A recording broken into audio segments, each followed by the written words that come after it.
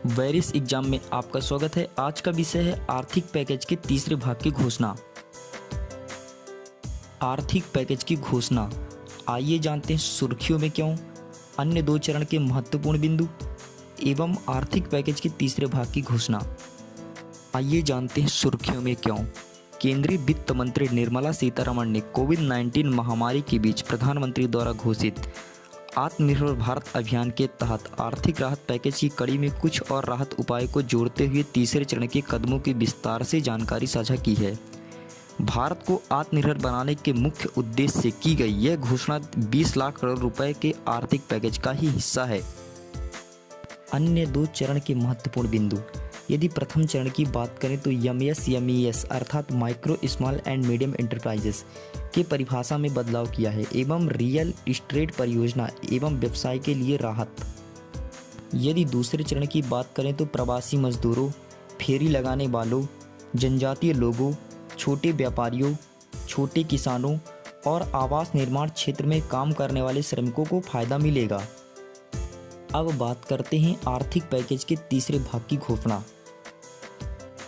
आत्मनिर्भर भारत अभियान के तहत जारी आर्थिक राहत पैकेज के तीसरे चरण को कृषि और कृषि से संबंधित गतिविधियां जैसे कि मत्स्य पालन, डेयरी और पशुपालन क्षेत्र को समर्पित किया है।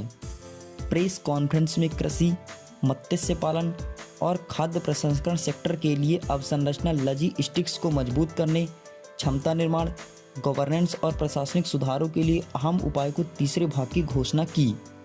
केंद्रीय वित्त मंत्री ने अपने संबोधन के दौरान कहा कि इस तीसरे चरण के तहत 11 उपाय किए जाएंगे, जिनमें 8 उपाय कृषि अवसंरचना या बुनियादी ढांचागत सुविधाओं को बेहतर बनाने के लिए और 3 उपाय प्रशासनिक एवं गवर्नेंस सुधारों के लिए, जिनमें कृषि उपज की बिक्री और स्टॉक सीमा पर प्रतिबंध हटाना भी शामिल है। ये जानते हैं 8 उपाय जो कृषि अवसंरचना या बुनियादी ढांचागत सुविधाओं को बेहतर बनाने के लिए केंद्रित हैं। नंबर 1, किसानों के लिए कृषि द्वारा आधारभूत ढांचे पर केंद्रित 1 लाख करोड़ रुपए का एग्री इंफ्रास्ट्रक्चर फंड। नंबर 2, सूक्ष्म खाद्य उपक्रमों के लिए 10,000 करोड़ रुपए की योजना। नंबर 3, मछुआरों के लिए प्रधानमंत्री मत्स्य संपदा योजना। नंबर 4, राष्ट्रीय पशु रोग नियंत्रण कार्यक्रम। नंबर 5, पशुपालन क्षमता निर्माण के लिए। नंबर 6, औषधि अथवा हर्बल खेती को प्रोत्साहन। नंबर 7, मधुमक्खी पालन संबंधी पहल। नंबर 8, टमाटर, प्याज और आलू टॉप से टोटल तक। जानते हैं वे 3 उपाय जो प्रशासनिक एवं गवर्नेंस सुधार के लिए हैं। नंबर 1, आवश्यक वस्तु अधिनियम में संशोधन। नंबर 2, कृषि विपणन सुधार। नंबर 3, कृषि उपज मूल्य निर्धारण और गुणवत्ता का आश्वासन। नंबर 1, किसानों के लिए कृषि द्वारा आधारभूत ढांचे पर केंद्रित 1 लाख करोड़ रुपए का एग्री इंफ्रास्ट्रक्चर फंड। भारत सरकार फार्म गेट से संबंधित क्षेत्र में पर्याप्त कोल्ड चेन और पोस्ट हार्वेस्ट मैनेजमेंट इंफ्रास्ट्रक्चर में कमी के कारण प्राथमिक कृषि सहकारी समितियों, किसान उत्पादक संगठनों, कृषि उद्यमियों, स्टार्टअप आदि जैसे मौजूद कृषि इंफ्रास्ट्रक्चर परियोजनाओं को वित्त पोषण के लिए 1 लाख करोड़ रुपए की वित्त पोषण सुविधा उपलब्ध कराई जाएगी। इससे farm gate and aggregation point को किफ़ायती और वित्त रूप से व्यवहार्य पोस्ट हार्वेस्ट मैनेजमेंट इंफ्रास्ट्रक्चर के विकास के लिए प्रोत्साहन मिलेगा। 1 लाख करोड़ रुपए के इस फंड की स्थापना तत्काल की जाएगी। नंबर 2, सूक्ष्म खाद्य उपक्रमों के लिए 10,000 करोड़ रुपए की योजना। अनऑर्गेनाइज्ड माइक्रो फूड इंटरप्राइजेस इकाई को FSSAI खाद्य मानकों को हासिल करने, ब्रांड खड़ा करने और विपणन के लिए तकनीकी उन्नयन की जरूरत होती है। भारत सरकार इस लक्ष्य को प्राप्त करने के लिए सूक्ष्म खाद्य उपक्रम अर्थात MFE के अनौपचारिकरण के लिए 10,000 करोड़ रुपए की योजना शुरू करेगी, जिससे 2 लाख MFE को लाभ मिलने की उम्मीद है। यह योजना क्लस्टर आधारित दृष्टिकोण पर आधारित होगा और मौजूदा सूक्ष्म खाद्य उद्यमों, किसान उत्पादक संगठनों, स्वयं सहायता समूहों के साथ साथ सहकारी समितियों को भी समर्थन दिया जाएगा।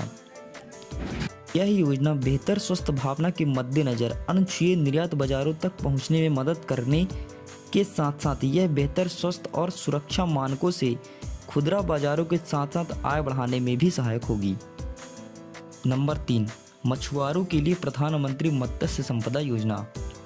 भारत सरकार ने प्रधानमंत्री मत्स्य संपदा योजना के माध्यम से मछुआरों के लिए 20,000 करोड़ रुपए की सहायता की घोषणा की है, जो समुद्री और अंतर्देशीय मछली पालन के एकीकृत, सतत और समावेशी विकास के लिए शुरू की जाएगी। इस 20,000 करोड़ रुपए के फंड में 11,000 करोड़ रुपए की राशि का उपयोग समुद्री, अंतर्देशीय मत्स्य और जलीय कृषि गतिविधियों के लिए किया जाएगा। शेष बची 9,000 करोड़ रुपए की राशि का उपयोग इंफ्रास्ट्रक्चर जैसे फिशिंग हार्बर्स, कोल्ड चेन, बाजार आदि के लिए किया जाएगा। इसके तहत केज कल्चर, समुद्री शैवाल की खेती, सजावटी मछलियों के साथ नए मछली पकड़ने के जहाज, ट्रेसलिबिलिटी अर्थात पता लगाने, प्रयोगशाला नेटवर्क आदि को बढ़ावा दिया जाएगा। मछुआरों को बैन पीरियड्स, जिस अवधि में मछली पकड़ने की अनुमति नहीं होती, सपोर्ट, व्यक्तिगत और नौका बीमा के प्रावधान किए जाएंगे। इससे 5 साल में 70 लाख टन अतिरिक्त मछली उत्पादन होगा, 55 लाख से ज़्यादा लोगों को रोजगार मिलेगा और निर्यात दोगुना होकर 1 लाख करोड़ रुपए के स्तर पर पहुंच जाएगा। नंबर 4, राष्ट्रीय पशु रोग नियंत्रण कार्यक्रम। खुरपका, मुंहपका रोग और ब्रुसेलोसिस के लिए राष्ट्रीय पशु नियंत्रण कार्यक्रम 13,343 करोड़ रुपए की कुल परिव्यय के साथ शुरू किया गया। यह कार्यक्रम खुरपका, मुंहपका रोग और ब्रुसेलोसिस के लिए मवेशी, भैंस, भेड़, बकरी और सूअर की आबादी का 100% टीकाकरण सुनिश्चित करने के उद्देश्य से शुरू किया गया। अब तक 1.5 करोड़ गायों और भैंसों को टैग किया गया है और उन्हें टीका लगाए जा चुके हैं। नंबर 5, पशुपालन क्षमता निर्माण के लिए भारत सरकार द्वारा डेयरी प्रसंस्करण, मूल्यवर्धन और पशु चारा बुनियादी ढांचों के विकास के लिए 15,000 करोड़ रुपए खर्च करने की योजना बनाई है। भारत सरकार ने 15,000 करोड़ रुपए के पशुपालन अवसंरचना विकास कोष की स्थापना का निर्णय किया है। इसके उद्देश्य डेयरी प्रसंस्करण, मूल्य संवर्धन और पशु चारा बुनियादी ढांचे में निजी निवेश का समर्थन करना है। इसके अलावा सरकार द्वारा पनीर, प्रसंस्कृत दूध, दूध पाउडर, क्रीम जैसे उत्पादों के निर्यात के लिए संयंत्र स्थापित करने के लिए प्रोत्साहित भी किया जाएगा। नंबर 6, औषधियाँ अथवा हर्बल खेती को प्रोत्साहन। भारत सरकार ने अगले 2 वर्षों में हर्बल खेती के तहत 10 लाख हेक्टेयर क्षेत्र को कवर करने के लिए 4,000 करोड़ रुपए आवंटित करने का निर्णय लिया है। राष्ट्रीय औषधियाँ पादप बोर्ड ने 2.25 लाख हेक्टेयर क्षेत्र में औषधीय पौधे की खेती को सहायता प्रदान की है। इससे किसान के लिए लगभग 5,000 करोड़ रुपए की आय होगी। NMPV गंगा के किनारे 800 हेक्टेयर क्षेत्र में गलियारा विकसित कर औषधि पौधे लगाए जाएंगे। औषधि पौधे के लिए क्षेत्रीय मंडियों का नेटवर्क स्थापित किया जाएगा। नंबर 7, मधुमक्खी पालन संबंधी पहल। भारत सरकार ने 2 लाख मधुमक्खी पालकों के लिए आय बढ़ाने के लिए 500 करोड़ रुपए की योजना की घोषणा की है और जिससे उपभोक्ताओं को गुणवत्तापूर्ण शहद उपलब्ध कराने में भी मदद मिलेगी।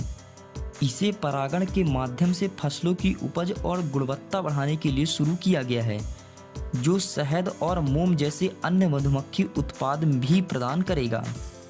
सरकार एकीकृत मधुमक्खी पालन विकास केंद्र, संग्रह, विपणन और भंडार केंद्र, पोस्ट हार्वेस्ट और मूल्यवर्धन सुविधाओं आदि से संबंधित बुनियादी ढांचों के विकास के लिए एक योजना लागू करेगी। इससे मानकों का कार्यान्वयन और ट्रेसेबिलिटी सिस्टम का विकास और क्वालिटी न्यूक्लियस स्टॉक और मधुमक्खी पालकों का विकास भी किया जाएगा। इससे महिलाओं पर विशेष ध्यान देने के साथ क्षमता निर्माण भी होगा। नंबर 8, टमाटर, प्याज और आलू, टॉप से टोटल तक। भारत सरकार ने ऑपरेशन ग्रीन्स को टमाटर, प्याज और आलू, टॉप से लेकर सभी फलों और सब्जियों टोटल तक विस्तारित करने का निर्णय लिया है। इस योजना के लिए 500 करोड़ रुपए की राशि आवंटित की गई है। यह योजना अगले 6 महीने के लिए पायलट परियोजना के आधार पर चलाई जाएगी और जिसे आवश्यकता अनुसार बढ़ाया जाएगा। यह योजना कोल्ड स्टोरेज सहित सरप्लस से घाटे वाले बाजारों में परिवहन पर 50% सब्सिडी, भंडारण पर 50% सब्सिडी प्रदान करेगी। इससे किसान को बेहतर कीमत की प्राप्ति होगी, बर्बादी में कमी आएगी, उपभोक्ता को किफ़ायती उत्पाद मिलेंगे। अब बात करते हैं 3 उपाय जो प्रशासनिक एवं गवर्नेंस सुधार के लिए है। 1. आवश्यक वस्तु अधिनियम में संशोधन। आवश्यक वस्तु अधिनियम 1955 में लागू किया गया था। भारत सरकार ने किसानों को बेहतर मूल्य दिलाने के लिए आवश्यक वस्तु अधिनियम में संशोधन करने का निर्णय लिया है। यह निवेश को आकर्षित करने और कृषि क्षेत्र को प्रतिस्पर्धी बनाने के द्वारा किया जाएगा। अनाज, खाद्य तेल, तिलहन, दलहन, प्याज और आलू सहित कृषि खाद्य पदार्थों को नियंत्रण से मुक्ति किया जाएगा। असाधारण परिस्थितियों में ही स्टॉक की सीमा पर प्रतिबंध लगाई जाएगी, जैसे राष्ट्रीय आपदा, कीमतों में वृद्धि के साथ अकाल जैसी स्थिति के लिए। इसके अलावा ऐसी कोई स्टॉक सीमा संसाधक या मूल्य श्रृंखला के भागीदारी पर लागू नहीं होगी। 2. कृषि विपणन सुधार। भारत सरकार ने किसानों को लाभकारी मूल्य पर अपनी उपज को बेचने के लिए पर्याप्त विकल्प प्रदान करने के लिए तथा निर्बंधन, अंतर्राज्यीय व्यापार और कृषि उत्पादों की ई-ट्रेडिंग की एक रूपरेखा के लिए केंद्रीय कानून बनाने का फैसला किया है। 3. कृषि उपज मूल्य निर्धारण और गुणवत्ता का आश्वासन। सरकार किसानों को उचित और पारदर्शी तरीके से संसाधकों, समूहों, बड़े खुदरा विक्रेताओं, निर्यातकों आदि के साथ जुड़ने में सक्षम बनाने के लिए एक सुविधाजनक कानूनी संरचना तैयार करने का निर्णय लिया है। इस कानूनी संरचना में किसानों के लिए जोखिम में कमी, सुनिश्चित रिटर्न और गुणवत्ता मानकीकरण शामिल होंगे।